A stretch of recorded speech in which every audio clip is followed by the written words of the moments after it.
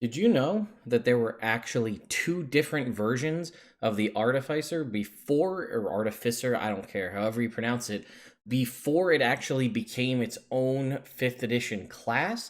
There was a Cleric version and a Wizard version, and they both exist on the internet if you know where to look, and I remember when they first came out. So I'm going to go over both of those today. So if you're curious what those were about and how they worked, stay tuned.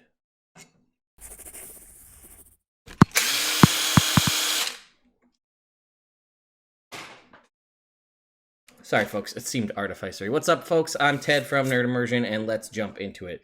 So, if you don't know, Keith Baker is the guy who created Eberron back in 3.5. So, Wizards of the Coast doesn't really do this as much anymore, and in my opinion, it's actually kind of a travesty. They used to do a 24-hour Extra Life live stream every year, and it would take place in the Wizards of the Coast studio, and there would basically be a host of it, and there would maybe be a couple hosts, and they'd cycle out and they'd be playing through Extra Life games. But after a game would happen, it would cut back to the studio, and the host would be like, hey, here's what's going on. And then they would do really awesome, massive giveaways. Not really giveaways, but like, all right, for this hour, the next people that pledge at $50 can get this. And it would be some sort of really cool, unique thing for Dungeons and Dragons, whether that would be special edition copy, a box of a bunch of different minis. That was actually one of the few ways you could get a printed copy of the Elemental Evil Player's Companion. And that was just a cool concept that they developed, and they did for maybe 2 or 3 years, and then they canceled it and just kind of do what they do now, where it's streams throughout the year, and if they raise a lot of money, they release basically a book that adds new races or something to the game. So the reason I bring that up is back in 2014, for the first ever 24-hour Extra Life that they did for 5th edition, Keith Baker actually decided to play an Artificer in his game. So that was something that it didn't exist in 5th edition. It was just kind of like an oddball thing. So he developed one, and obviously is the guy who created Eberron, and as such, that class, he would know best in theory, right? So obviously you can click these links. I think they still work to watch the game, possibly. But he goes over, and I like this article a lot because he goes over the design philosophy of what did the Artificer need, I'm going to say Artificer because it feels right to me. Artificer need to be to have its identity. How do we replicate that? So he said, let's consider what they had in 3.5. Simple weapon proficiency, light and medium armor with shields, the ability to disable traps like a rogue, an exceptional talent for creating permanent magic items, the ability to create temporary magic items using infusions, and many of its most useful and versatile infusions had a base casting time of a minute that could be reduced by a round by burning an action point, which is, if you really are interested, I guess we could go back and review 3.5 stuff, but that seems kind of like shooting yourself in the foot in the 5e world that we're in. So, what did we do? It was a Cleric, actually. Here we go, right? So, armor and weapon proficiencies as Cleric, tools, special, and we'll see those in the domain. Saving throws, wisdom and intelligence, skills, 2 from history, insight, investigation, and perception. Cantrips as Cleric with a modified list that we'll go over. Spellcasting as Cleric with a modified list. All curing magic is replaced by repair infusions that have the same effect but work only on constructs. Ritual casting as Cleric, from a cosmetic perspective, it isn't actually performing a ritual. He's reverse engineering it and hacking it to produce the same magical effect, but the effect is the same as if he's performing a ritual, and he still needs to have the spell prepared. The Artificer can use Artisan's tools as a spellcasting focus, which is something actually I kind of have now, which is kind of neat to see from back then. Expert Infusion, Channel Divinity. This functions in a manner identical to the Cleric ability, but the Artificer doesn't have access to turn undead. Instead, he starts with weapon augmentation and gains access to Perfect Tool from his domain. So, domain infusions, it only went to 5th level because that's really all they were going to be playing through in the game. So first is Detect Magic and Identify, third is Magic Weapon and Enhance Ability, and then 5th is Counterspell and Dispel Magic. Those are the domain spells. They call them infusions, but those are the spells. Domain Ability, Master of Artifice. At 1st level, you become proficient with Arcana, Thieves' Tools, and one other type of Artisan's Tools. Your proficiency bonus is doubled for any ability checks you make using Arcana and these tools. This is similar kind of to a Knowledge Domain Cleric. Perfect Tool, Channel Divinity. You can imbue an object with an enchantment that makes it the perfect tool for whatever situation you are dealing with. As an action, choose one skill or tool for the next 10 minutes, and as long as you have the object, you have proficiency with a chosen skill or tool. I believe that's actually the same as the knowledge domain. I could be wrong. Weapon augmentation, channel divinity. As an action, you enhance a weapon you are holding. For the next minute or until you let go of the weapon, you gain one of the following benefits. Disrupting weapon, plus 1d6 radiant damage, it sheds bright light in a 20-foot radius. Flame tongue, plus 1d6 fire damage, you have cold resistance, or frostbrand, plus 1d6 cold damage, you have fire resistance. And then we have this nice article chunk here, What Am I Thinking? This is very similar to a cleric with the knowledge domain. Perfect tool is essentially the knowledge domain channel divinity with a cosmetic addition that it needs to be tied to an object. Master of Artifice power is similar to knowledge domain, but exchanges proficiency with 2 languages for artisan's tools. It also ensures the Artificer is a match for a rogue when it comes to picking locks. Now the weapon augmentation effect is very powerful, and it may be too powerful. That's what we'll see. However, the Artificer has very few offensive spells, we'll get to the list next, and by default only has simple weapon proficiency. He's intended to be a viable melee combatant, and this helps with that. The big thing that would concern me about releasing this power into the wild is multiclassing. I don't think it's going to be too unbalanced for my Artificer, however. An Artificer Paladin could be ridiculous. Short form, this isn't perfect, but I don't think it'll be too powerful for our session tomorrow. Spell list infusions. Wherever possible, I've kept effects that were similar to the 3.5 Artificer, such as Shield of Faith and Enhance Ability. I'm reskinning any curing effect as a repair effect, so it only works on constructs. I dropped in Makeshift Wand as a simple damage-dealing cantrip on par with the Cleric's Sacred Flame, but for the most part the class is restricted to enchantment effects. Of course, they can get other effects out of spell-storing item. As always, bear in mind that what matters are the effects of the spells, not the names. My Artificer can use Shield of Faith, but I won't call it Shield of Faith. The point is that he can create a defensive ward that operates mechanically like the Cleric spell. So our cantrips, Guidance, Light, Makeshift Wand, which we'll see below, Mending, Prestidigitation, Spare the Dying, which is now Emergency Repairs for Construct only, Resistance, Level 1, Cure Wounds as Repair Damage, Detect Magic, Identify, Inflict Wounds, Construct only, Inflict Damage, Shield, Shield of Faith, Spell Storing Item, we'll see that below, Arcane Lock, Enhance Ability, Find Traps, Heat Metal, Knock, Magic Weapon, Shatter, Counterspell, Crusader's Mantle, Dispel Magic, Glyph of Warding, Mass Healing Word for Constructs only, Protection from Energy, Construct only, Remove Curse, and then new Artificer spells. Here we go. Makeshift Wand. 1 action, range of 60 feet. You employ any object as a temporary wand, channeling a blast of energy. The target must succeed on a dexterity saving throw or take a d8 damage. This spell can inflict acid, fire, cold, lightning, or thunder damage. Choose 2 damage types, and you can choose which one to use when you cast the spell. It increases by a d8 at all the various levels. At each of these levels, you may also select an additional type of damage to add to your repertoire. You can prepare any handheld object to serve as a channel for this spell. This requires 1 action, inscribing a few runes on it, so it has no specific components, but you must have some sort of focus. And then spell storing item was 1 minute. See text, and duration is 1 hour per level until discharged. You place a small effect into an item to draw it forth later at your command. The item becomes, in effect, a wand with a single charge which only you can use. You may choose any first level spell. You must provide an expensive material component at the time you imbue the spell into the object. The Artificer level is used as the spellcaster's level, so this is kind of old terminology, but you get it. Creating a spell storing item is difficult and dangerous process. When you attempt it, you must make an Arcana check. Difficulty is 10 plus the spell's level time 2. If you fail, your action is wasted and the spell slot is lost. If you fail by 10 or more, you suffer a mishap. This could either inflict 2d6 damage on you or have an unintended effect determined by the DM. You may reduce the casting time to a single action by expending a hit die when you cast the spell. So what am I thinking? Makeshift Wand gives the Artificer a simple basic ranged attack. It's not as strong as Eldritch Blast, but it doesn't have Sacred Flame's ability to avoid cover.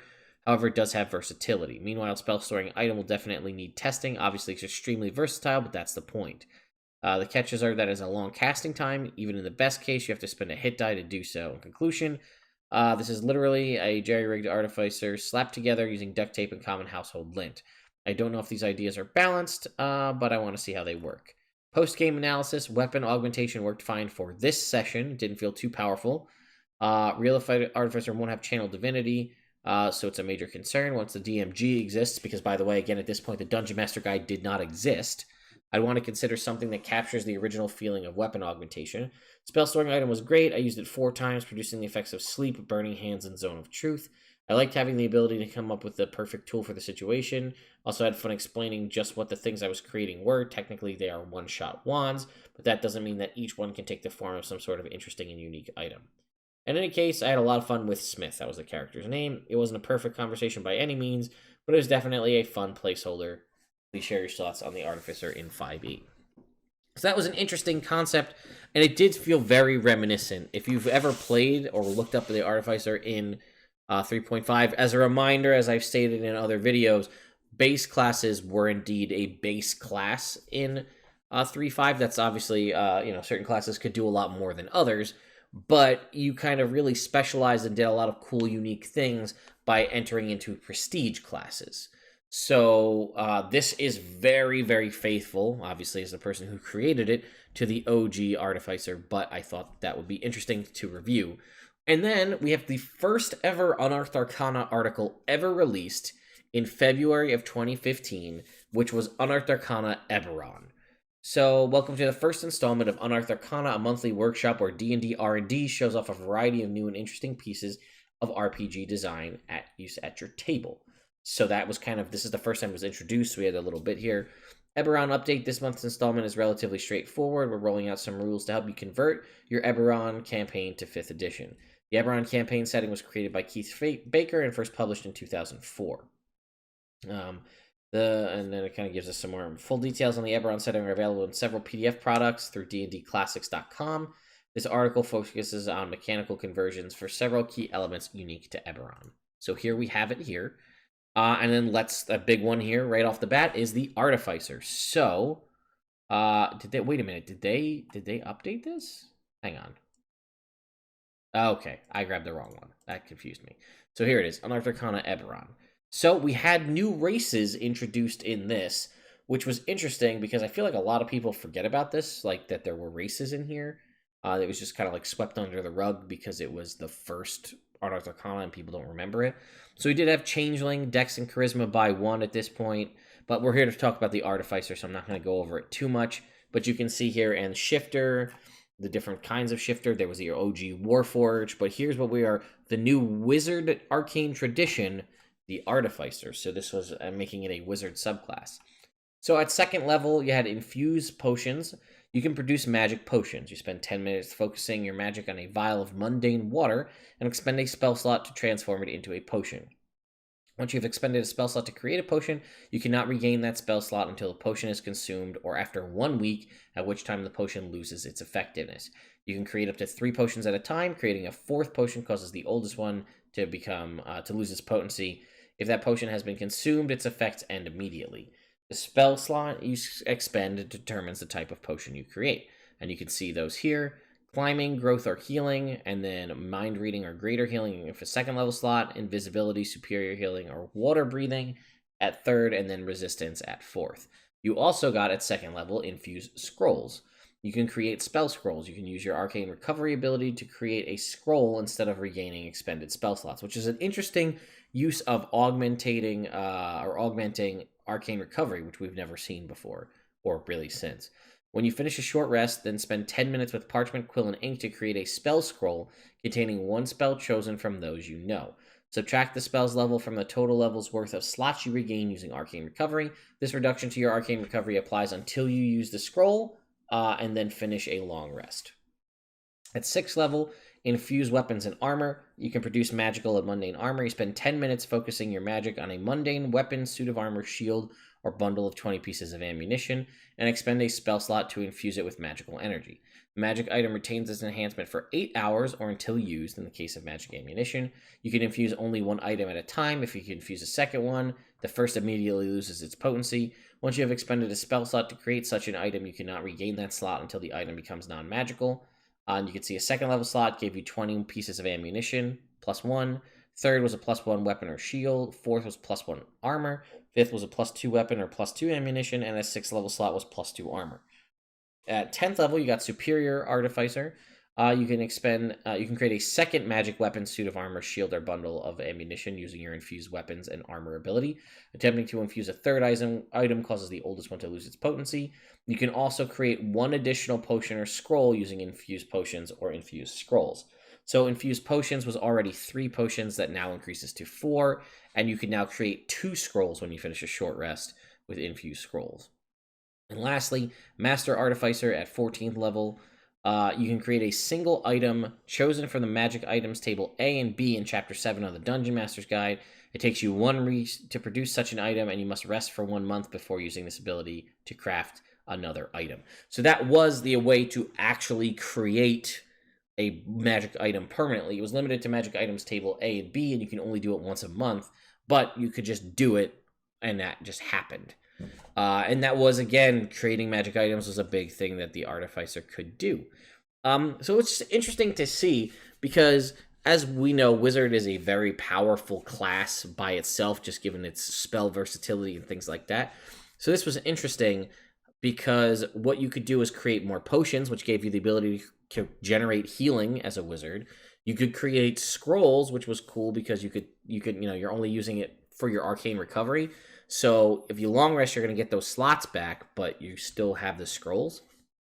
And then you could create weapons and armor and shield and stuff. Obviously, that's not super useful to you because you can't really wear armor or use shields, or, potentially, you may not be using weapons either. Obviously, there's means where you could, but again, at this point, this was before the Sword Coast Adventures Guide launched. This was just a brand new thing that we had gotten access to.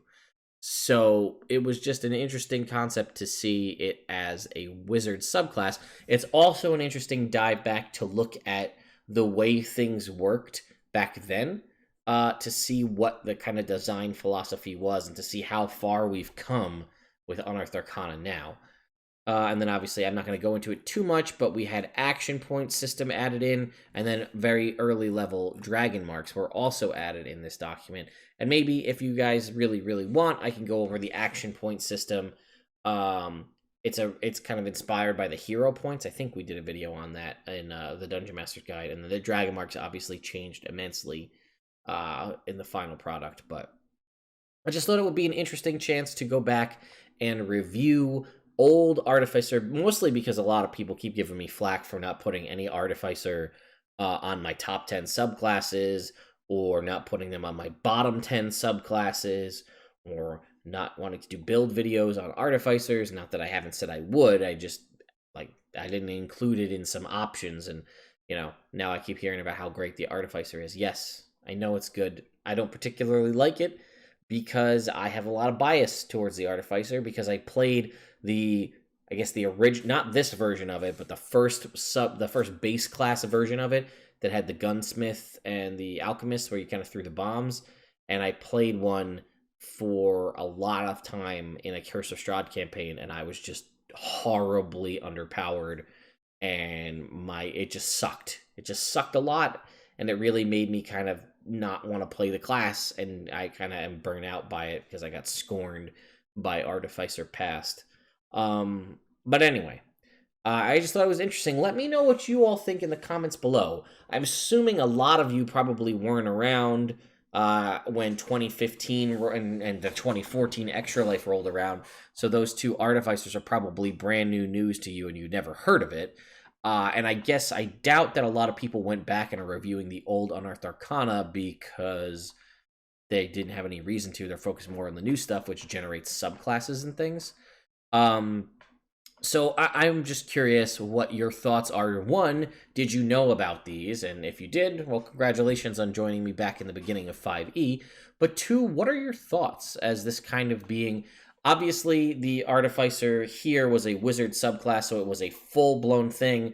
The previous version that Keith Baker had gone over was a kind of a hack of a cleric, but it only kind of went out to 5th level, so it wasn't planned to go beyond that. And I've always been curious what it would have been if that was a full-blown class, a full-blown cleric kind of based class, rather than the one we have right now. But I am curious. Let me know your thoughts in the comments below, and I will see you all next time.